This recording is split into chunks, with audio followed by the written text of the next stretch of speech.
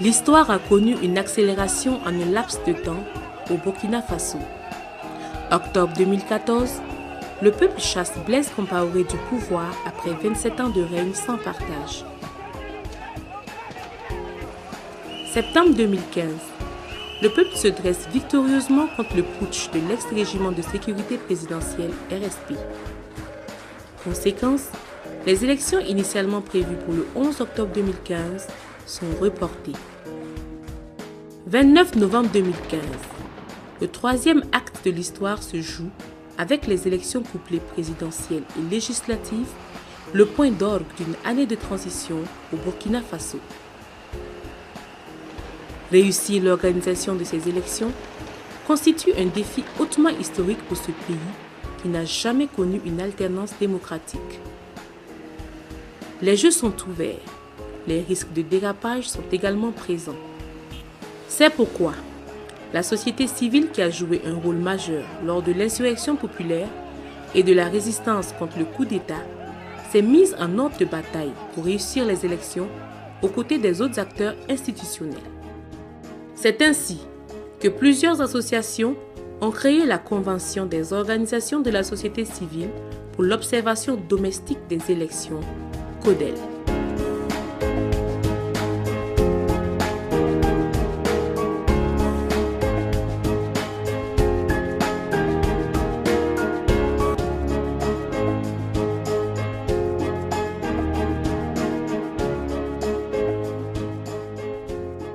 Pour suivre l'ensemble du processus électoral, la CODEL a installé la Situation Room dans son quartier général, une première au Burkina Faso.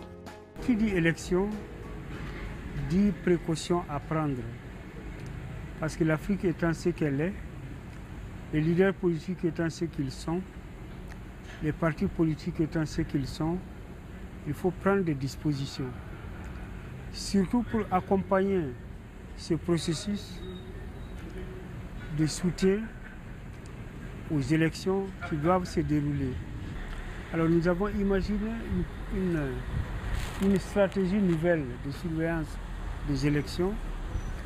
Ce serait une surveillance de l'observation domestique au niveau du Burkina Faso. Donc c'est pour aider à diminuer la corruption électorale, pour susciter la confiance au niveau des électeurs et à rassurer les candidats qu'il n'y aura pas de fraude électorale massive ni de fraude électorale tout court.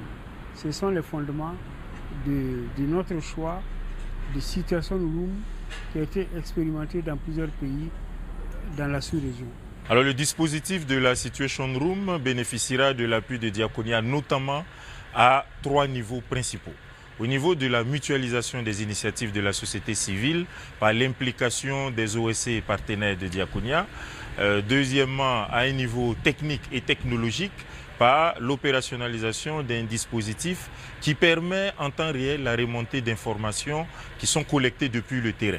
À cet égard, des moyens technologiques comme l'opérationnalisation d'une plateforme, la mise à disposition des observateurs de téléphones mobiles, ainsi que l'acquisition de logiciels et d'équipements permettra cette remontée, ce transfert, l'analyse et le partage des informations.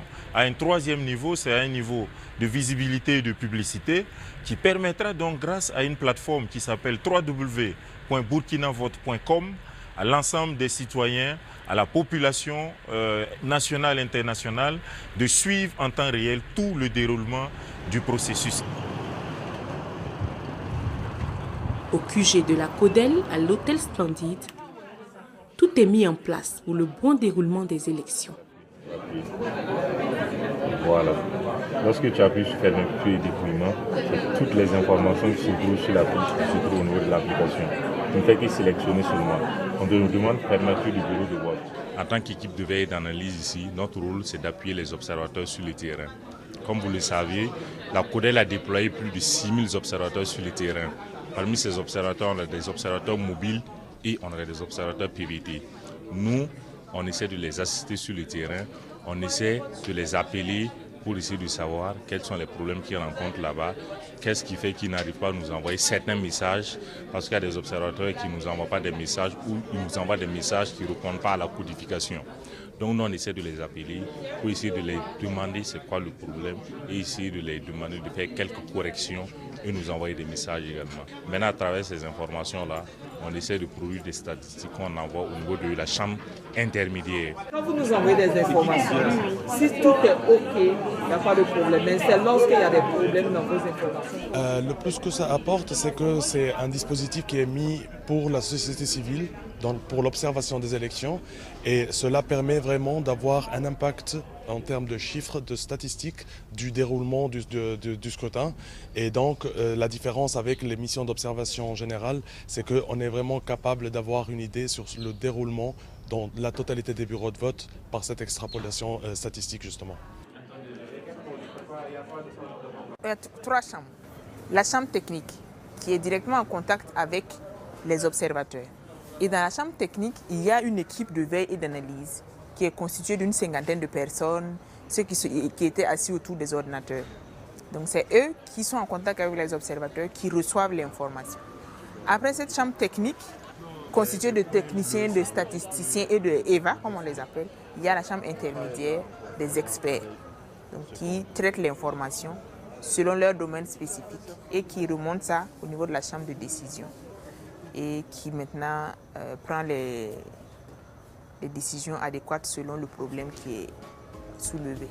À quelques jours de la date tant attendue, la CODEL a sollicité des audiences et en a reçu beaucoup également. Elle a ainsi rendu visite au président de la transition, Michel Kafando, ainsi qu'au Premier ministre, chef du gouvernement, pour leur faire part du mécanisme de fonctionnement de la situation room pour que les élections se tiennent dans des conditions libres, transparentes et coordonnées.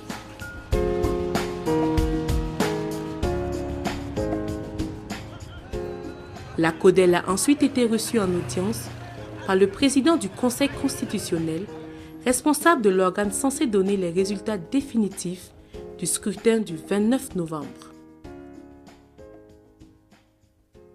Les élections couplées présidentielles et législatives, c'est une première au Burkina. En plus, doublé du fait qu'on vient de sortir de 2 situations, l'insurrection et le putsch. Donc vraiment, il y a un challenge que le Conseil constitutionnel tient à relever pour avoir la confiance du peuple burkinabé. Et avec l'appui justement des organisations citoyennes, des différents observateurs qui sont sur le terrain, nous pensons vraiment bien accomplir notre mission.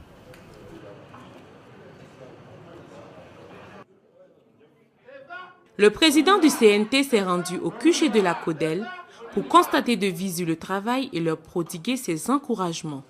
Notre rôle ici, c'est de vérifier la véracité de l'information. C'est de vérifier que l'observateur est dans son bon bureau de vote, qu'il utilise le bon numéro de téléphone, mais également c'est un observateur formé et déployé. Au regard surtout de l'ambiance qui prévaut dans les différentes salles, on peut dire véritablement que c'est une ambiance qui promet parce que les uns et les autres sont engagés. Ils sont engagés parce que là, ils sont en train de jouer une partition importante, à la fois pour eux et à la fois pour le Burkina Faso. L'un dans l'autre, je pense que cette mission-là va crédibiliser les élections parce qu'on aura un outil qui permettra de dire si c'est transparent ou ça ne l'a pas été. Et si ça a été transparent, cela va nous faciliter l'acceptation des résultats par tout le monde. La CODEL a reçu la visite de plusieurs ambassadeurs, parmi lesquels l'ambassadeur de France et l'ambassadeur des États-Unis, venus saluer cette initiative de la société civile burkinabé. C'est vraiment une initiative très louable de voir toutes ces sociétés conjuguer leurs forces ensemble pour la même cause.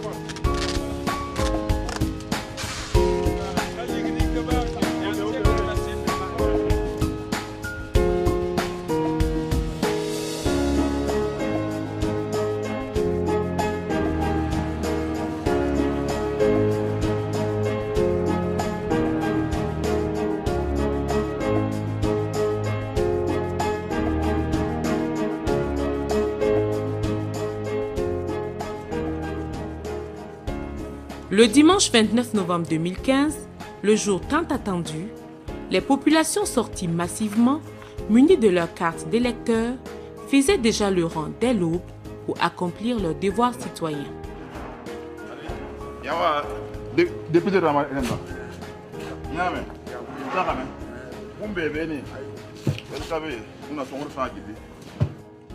Pour moi, c'est d'abord un droit, un droit comme que la Constitution me donne d'aller voter, de choisir le président que je veux, qui va diriger ce pays, et également les députés qui vont siéger à l'Assemblée nationale pour me représenter.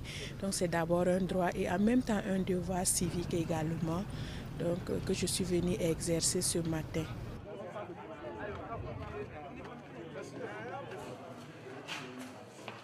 Je suis content de voter, scrutin libre. Voilà, c'est bien organisé. Alors c'est la première fois que depuis les années 66 qu'on n'a pas voté librement comme ça. Mais on est content de voter. Bien. Sur le terrain, les milliers d'observateurs de la CODEL sont à pied d'œuvre pour accomplir leur mission. Ils utilisent leur téléphone portable pour envoyer les données au centre de traitement. Au QG de la CODEL, les informations envoyées sont traitées par les équipes de veille et d'analyse technique. La CODEL a enregistré un certain nombre d'incidents critiques et de dysfonctionnements ayant trait à des aspects logistiques. Elle a fait appel à la Commission électorale nationale indépendante CENI, qui a répondu favorablement à ses sollicitations et a globalement apporté les correctifs nécessaires. Les électeurs sont en colère. Beaucoup s'estiment être dénis de leur droit de vote, même étant détenteurs de la carte d'électeur, puisqu'ils se rendent souvent dans les bureaux de vote où ils sont censés exprimer leur choix, mais malheureusement on leur répond que leur nom ne figure pas sur la liste, alors que réellement c'est le bureau indiqué. Ça c'est ce qui concerne les électeurs et leur carte d'électeur. Mais aussi c'est que dans les bureaux de vote il y a des petits trucs qui manquent, quoi. À savoir les encres indélébiles, les mouchoirs, et par moments les urnes et les isoloirs qui manquent. J'ai même fait le tour dans certains bureaux de vote où il n'y avait pas d'assesseur, pas de secrétaire, ou même au cas échéant, pas de président de bureau de vote. Habituellement, ce que nous on constate, les observateurs sont là, des observateurs indépendants, qui se promènent avec des briques qui notent, qui font des notes, et puis à la fin de l'élection, ils vous font donc long réquisitoire, là, à tel endroit ça s'est bien passé, à tel endroit c'était la catastrophe, à tel endroit il y avait manqué de matériel, à tel endroit, etc., etc. Cette année, moi j'ai trouvé dans les gens de la CODEL une organisation d'une utilité extraordinaire. Parce que il suffit de venir constater que par exemple à l'arrondissement 11, dans tel bureau il manque du matériel. Dès qu'il manque du matériel, ils remontent l'information au niveau de leur situation room. La situation room analyse rapidement la situation et il est prévu qu'une personnalité qui est là-bas se mette en rapport avec l'un au niveau de la CENI. Moi, j'ai été personnellement approché plusieurs fois par le président Alidou Ouedraogo, qui dit à tel endroit, il y a tel problème. À tel endroit, il y a tel problème. Moi, ça me permet de déclencher en fait donc, tous les mécanismes avec l'ensemble de mes collaborateurs et on a pu couvrir très rapidement effectivement les différentes difficultés et on a pu les résoudre.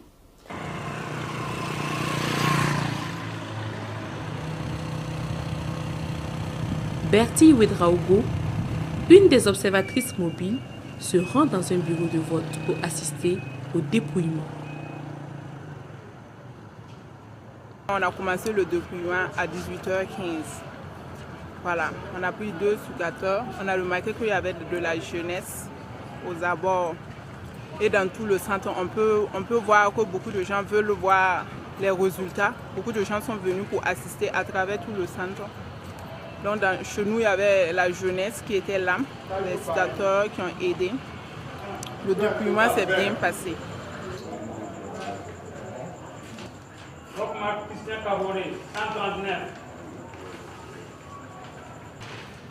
UPC. UPC. Disons que c'est une nuit électorale qui a été assez fatigante et éprouvante. Parce que comme vous le savez, on a droit à se reposer qu'après avoir reçu les dernières informations venant de nos derniers observateurs. Et jusqu'à 1h, 2h du matin, à certains endroits, nos observateurs n'avaient pas encore pu envoyer les résultats parce que tout simplement, le dépouillement n'était pas encore fini, ou soit le dépouillement est fini, mais ils avaient des problèmes de réseau. Donc il a fallu attendre que les réseaux soient un peu établis pour pouvoir nous envoyer les résultats. Donc ça fait qu'on a passé toute la nuit à traquer ces observateurs-là. Et on était même arrivé à un tel niveau même qu'on était obligé de contacter les points focaux pour dépêcher des personnes pour aller auprès de ces observateurs, prendre les résultats et nous les envoyer. Mais je pense que tout s'est bien passé. On a reçu 100% d'informations de la part de 100% des observateurs. Au sortir donc de ces élections et au regard des résultats que nous avons recueillis à travers donc, nos observateurs sur le terrain, nous pouvons donc dire qu'en matière de genre, il y a quand même quelque chose qui est fait et nous félicitons donc la société civile et les médias qui ont participé donc à cet éveil même des femmes quant à leurs responsabilités donc en matière de gestion de la chose publique.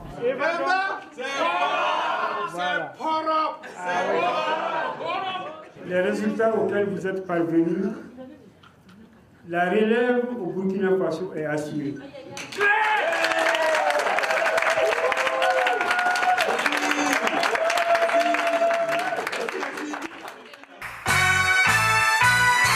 Face aux médias FM, Ismaël Ouedraogo. Alors, Soumaïla Rabo, Maître Alidou Ouedraogo. Mes félicitations d'abord aux médias qui ont joué leur rôle citoyen. Et mes félicitations à mes observateurs qui ont été exceptionnels. Et mes remerciements à nos partenaires techniques et financiers. Qu'on ne va pas citer pour le moment, on le fera plus tard. À nos interfaces. Et mes félicitations à notre peuple qui est sorti très nombreux pour accomplir son devoir citoyen. L'objectif était de faire en sorte que ces élections soient apaisées, non violentes et exemptes de corruption. Cet objectif a-t-il été atteint? Plusieurs acteurs ne cachent pas leur satisfaction. Aujourd'hui, permettez-moi de vous livrer la teneur des résultats que mes collègues et moi nous avons validés au cours de la séance plénière tenue à cet effet. Sankara Benouende Stanislas, 86 459 voix obtenues, 2,77%. Diabré Zéphirin, 924 811 voix obtenues, 29,65%. Bari Taïrou, 96 457 voix obtenues, 3,09%. Caboret Roch Christian Marc, 1 668 169 voix obtenues, 53,49%. Mesdames et messieurs, au nom de tous mes collègues, de l'ensemble de mes collaborateurs ainsi qu'aux miens propres, j'adresse mes félicitations d'abord aux gagnants. Je félicite également tous les candidats qui ont pris part à cette compétition. Ils ont tous gagné par la qualité de leur campagne électorale, par leur fair play, leur esprit de tolérance et le respect les uns des autres. Je vous remercie.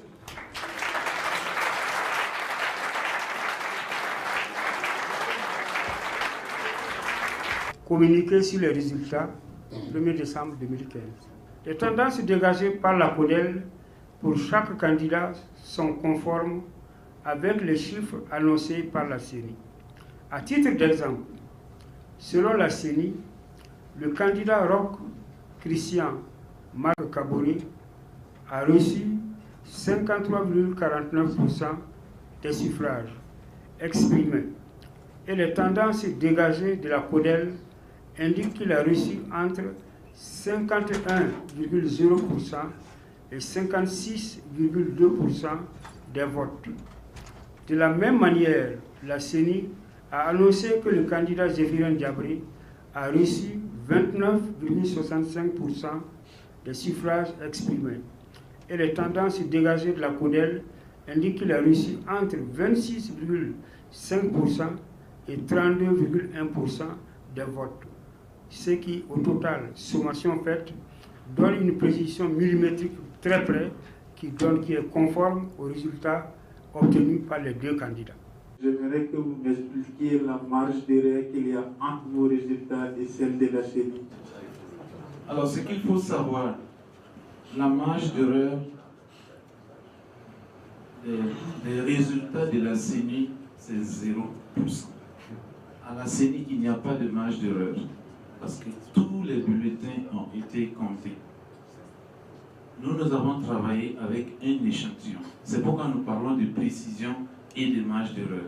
C'est un travail que je trouve remarquable déjà, parce que c'est une première que de voir des organisations de la société civile réunies au sein d'une coalition qui va sur le terrain pour s'assurer que les résultats qui sortiront des urnes sont les bons résultats et surtout leur part contributive dans l'acceptation des résultats par tous les candidats. On peut aussi dire que le système qui a été mis en place est fait de telle sorte qu'il n'y ait même pas de contestation au vu donc des marges de manœuvre qui ont été élaborées par ce système. Donc je pense que c'est véritablement un grand travail, un bon boulot qui a été abattu par la CODEL. Le travail qui a été fait, il a permis tout au long de la journée de scrutin de dimanche d'avoir à trois moments de la journée des rapports. Le premier concernait les procédures d'ouverture, c'était à 10h. Donc on était capable de voir comment ça s'est passé, l'ouverture des bureaux de vote, la disponibilité du matériel et tout ça bien sûr avec des statistiques très fiables. Le deuxième est venu un peu plus tard dans la journée vers 15-16 heures qui englobait les procédures de vote, la vérification de l'identité des électeurs, le droit de vote aux électeurs, tout ça.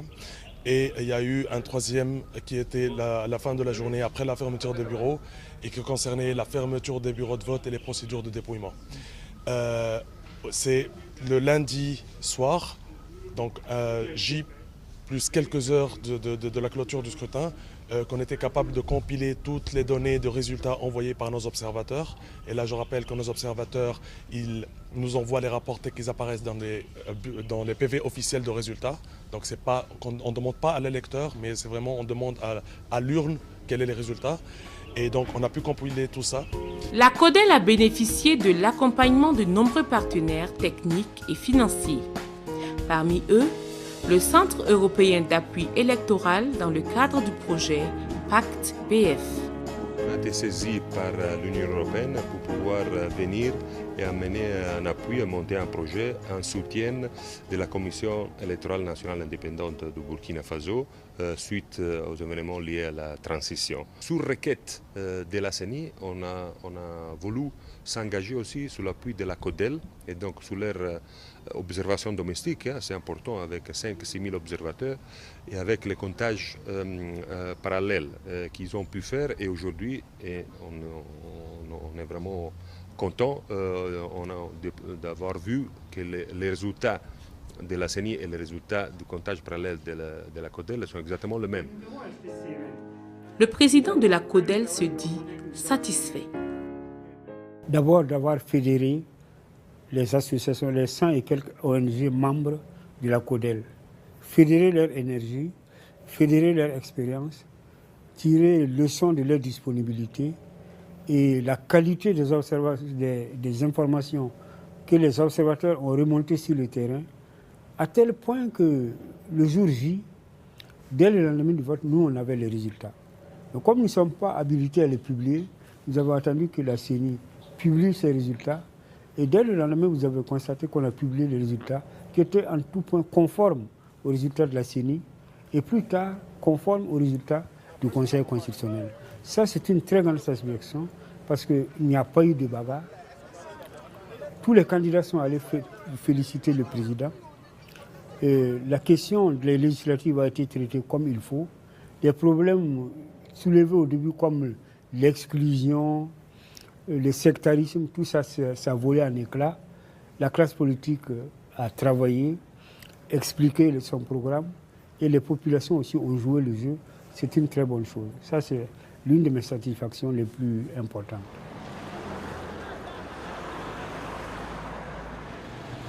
L'expérience de la CODEL est une expérience inédite. Nous avons dit dès le départ, à circonstances exceptionnelles, dispositif exceptionnel. Je pense qu'il faut ici saluer le niveau de maturité du leadership de la CODEL.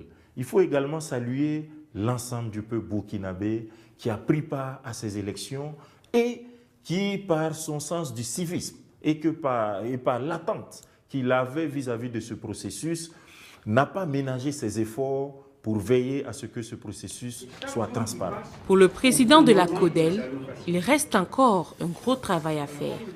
Le processus a été mis en place avec l'apport actif de tous les acteurs de manière efficace. Toutes ces synergies ont permis au Burkina Faso de relever le défi des élections transparentes et apaisées. On peut, avec la situation Nouroum, résoudre beaucoup de questions. Puisque c'est une stratégie et une méthode qui permet de traiter toute question sociale, économique et politique de façon vraiment correcte. Nous pouvons par exemple suivre la politique du nouveau président, tirer un bilan. Nous pouvons par exemple accompagner le genre et la préoccupation des femmes en leur éduquant et en renforçant leurs capacités dans la gestion de la cité, dans la question électorale. On peut par exemple poser la question de la parité dans notre pays. Ça évitera l'éternelle question du genre et des querelles inutiles. On peut effectivement renforcer la citoyenneté de nos populations et faire en sorte que l'objectif soit, numéro 1, soit le développement, le plein emploi, le partage des richesses, la bonne gouvernance, la démocratie durable. Excellence, Monsieur le Président du Faso, nous vous reconnaissons comme grand maître des ordres burkinabés.